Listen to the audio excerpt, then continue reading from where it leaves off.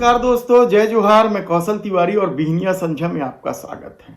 क्या छत्तीसगढ़ में युवाओं के भविष्य के साथ खिलवाड़ करने का मामला नहीं रुकेगा?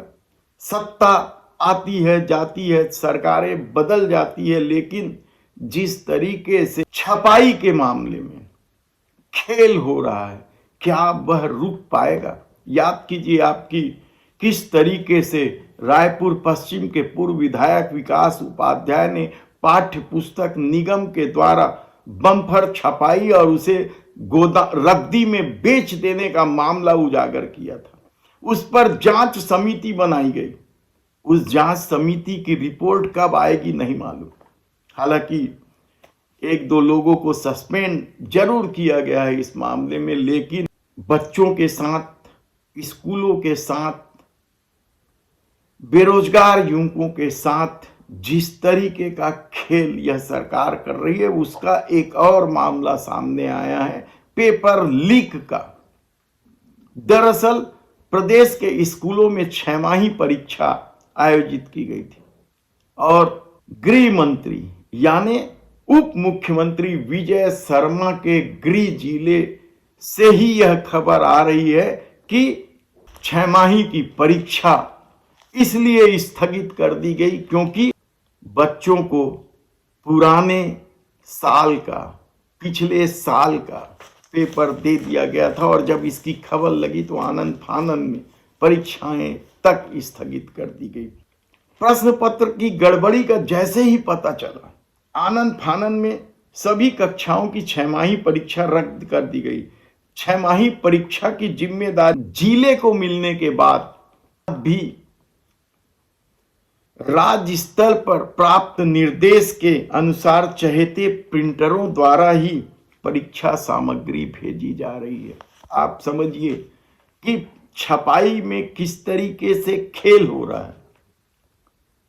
सिर्फ पाठ्य पुस्तक छापने के मामले में नहीं, बल्कि प्रश्न पत्र से लेकर दूसरे स्टेशनरी की छपाई में भी जमकर धांधली हो रही है, कमीशन खोरी हो रही है। यह इसका ताजा उदाहरण है और इस खेल में यह भी नहीं देखा जा रहा है कि बच्चों के भविष्य का क्या हो। परीक्षा जिला आयोजित कर रही है 6 का, लेकिन प्रश्न पत्र की छपाई राज्य स्तर पर दिया गया है। कहा जा रहा है कि अपने चहेते ठेकेदारों को दिया गया और इसके एवज में मनमाना कमीशन तक वसूला गया। और हैरानी की बात तो यह है कि शिक्षा विभाग छत्तीसगढ़ के मुख्यमंत्री, डबल इंजन के मुखिया विष्णुदेव साय के पास है। 12 से 19 दिसंबर तक कबीरधाम जिले में 6 परीक्षा होना था, प्राइमरी और मिडिल स्कूल का।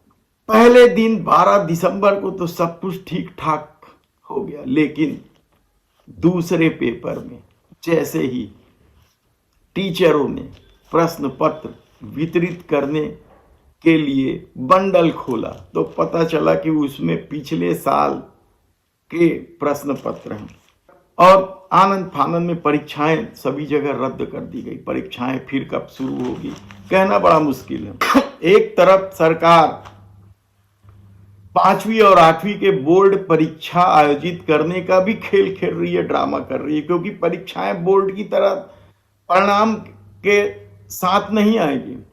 फेल पास के झंझट से दूर है, लेकिन बोर्ड है। पता नहीं किस तरह का खेल सरकार खेल रही है और कौन लोग उनके सलाहकार हैं जो इस तरह के उटपुटांग सलाह दे रहे हैं। देखिए, डबल इंजन की सरकार है।